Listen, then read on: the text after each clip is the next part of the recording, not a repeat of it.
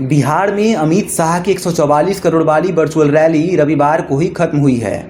इसके साथ ही नीतीश कुमार बिहार एनडीए के 2020 के मुख्यमंत्री का चुनावी चेहरा घोषित हो चुके हैं। लेकिन चुनावी शंखनाद के बाद आपसे एक सवाल पूछा जाए कि नीतीश कुमार, मुलायम, लालू यादव, अटल बिहारी वाजपेयी को सींचकर कुर्सी की दहलीज तक पहुंचाने वाली पार्टी का नाम क्या है? थोड़ा और हिंट ले लीजिए। केंद्र में पहली गैर कांग्रेसी सरकार कौन सी पार्टी ने बनाई?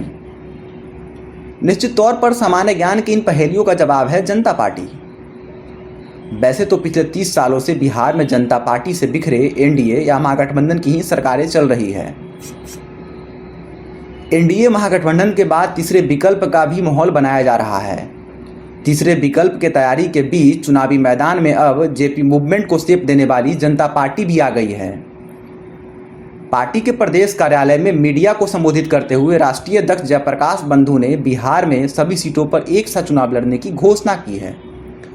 प्रदेश अध्यक्ष नौशाद खान, युवा अध्यक्ष प्रशांत कुमार सिंह, अधिवक्ता प्रकोष्ठ अध्यक्ष अशोक कुमार सिंह के उपस्थिति में और क्या कुछ कह रहे हैं राष्ट्रीय अध्यक्ष, आइए सुनते हैं।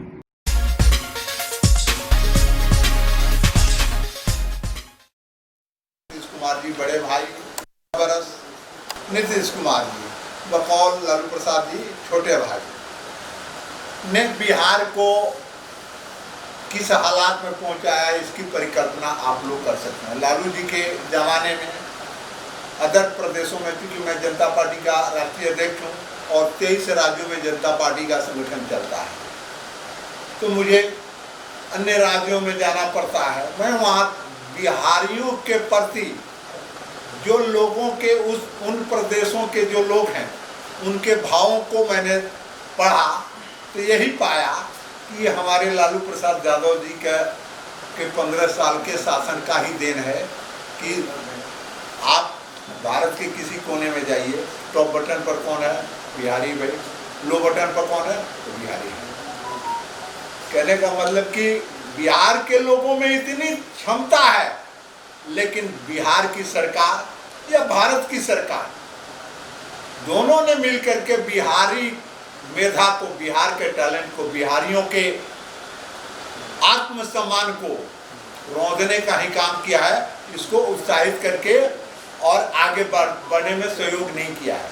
कुछ दिन पहले तक हमारे माननीय मुख्यमंत्री नीतीश कुमार जी कहा करते थे कि भाई बिहार को विशेष राज्य का दर्जा चाहिए, और 2014 में के चुनाव के पहले हमारे माननीय प्रधानमंत्री जब आए थे यहीं गांधी मैदान में, तो उन्होंने कहा था कि विशेष राज्य का दर्जा बस चंद कदमों की दूरी पर है।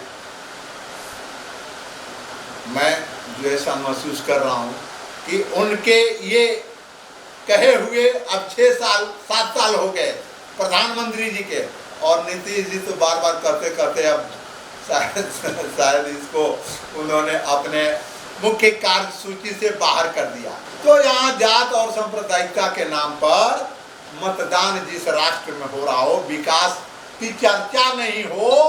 आप नजर उठा करके देखें, जितने भी चुनाव हो रहे हैं, या तो जातिवाद या सांप्रदायिकता, यानी जनता के मुद्दे कभी चर्चा के केंद्र बिंदु में नहीं रहते।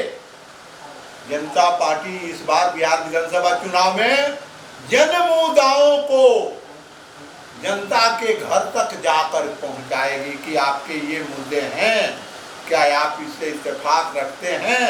अगर आप इससे इत्तेफाक रखते हैं तो जनता पार्टी के साथ जुड़िए और व्यवस्था परिवर्तन के लिए जुड़िए, क्योंकि सत्ता परिवर्तन आजादी के बाद से लगातार हो रहा है। लोकनायक जयप्रकाश नारायण जी के यही अधूरा सपना रहा है।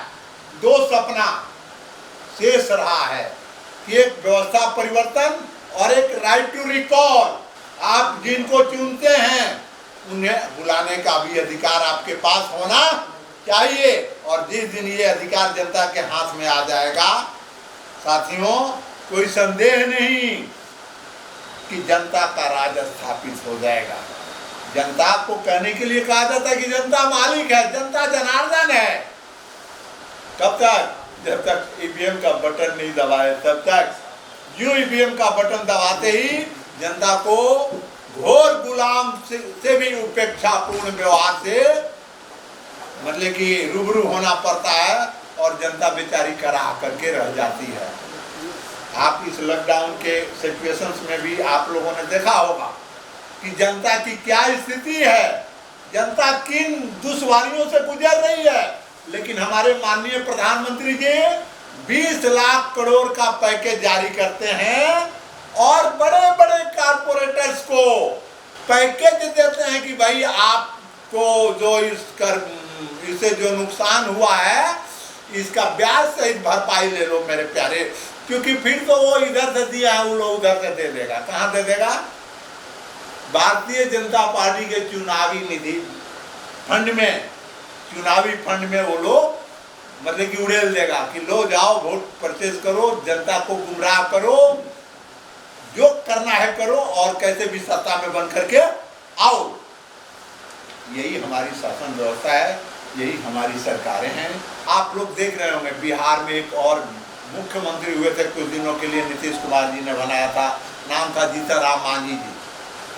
जीतन राम जी ने कहा था कि एस्टीमेट घोटाला होता है।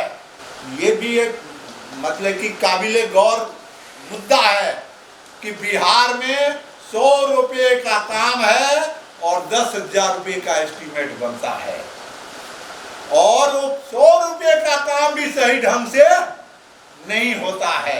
और बहुत सारी समस्याओं को लेकर के, उन सारे समस्याओं को लेकर के हम लोग बिहार विधानसभा के 243 सीटों पर चुनाव लड़ने की तैयारी में लगे हुए हैं।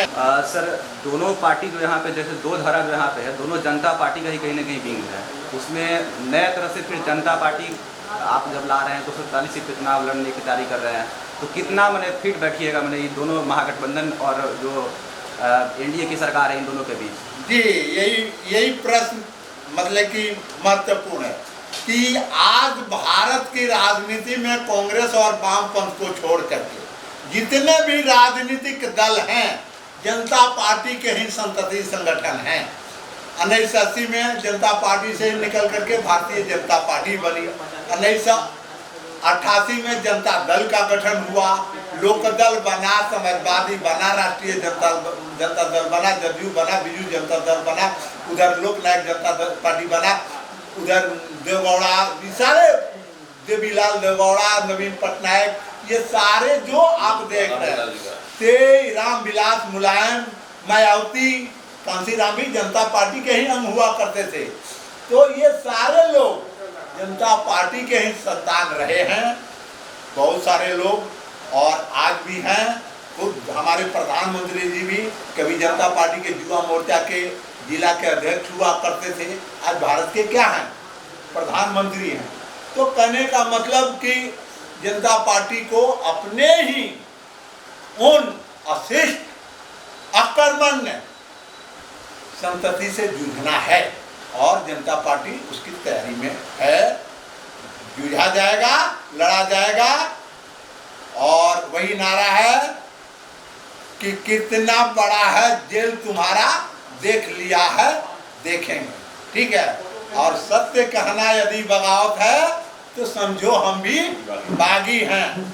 जयप्रकाश जी के उन्हीं आदर्शों को लेकर के और संपूर्ण क्रांति का जो मूल फलितार्थ व्यवस्था परिवर्तन के लिए हम कटिबद्ध हैं और हम आश्वस्त करना चाहते हैं कि जनता अगर जनता पार्टी पर भरोसा जताएगी तो हम ऐसी व्यवस्था देंगे कि जो दुनिया को मिसाल होगा। हमारे जो बिहार के मुख्यमंत्री होंगे उनका चरित्र भी, उनका व्यवहार भी, उनका आचरण भी अनुकरणीय होगा। ऐसी मैं आप लोगों को भरोसा दिलाना चाहता हूं और जनता से गुजारिश करना चाहता हूं आप लोगों के माध्यम से कि जनता हमारे नेताओं पर, हमारे प्रदेश नेतृत्व पर, हमारे केंद्रीय नेतृत्व पर भरोसा करे और हमें अपना साथ दे। हम उन्हें व्यवस्था परिवर्तन करके जरूर दें। सर अपना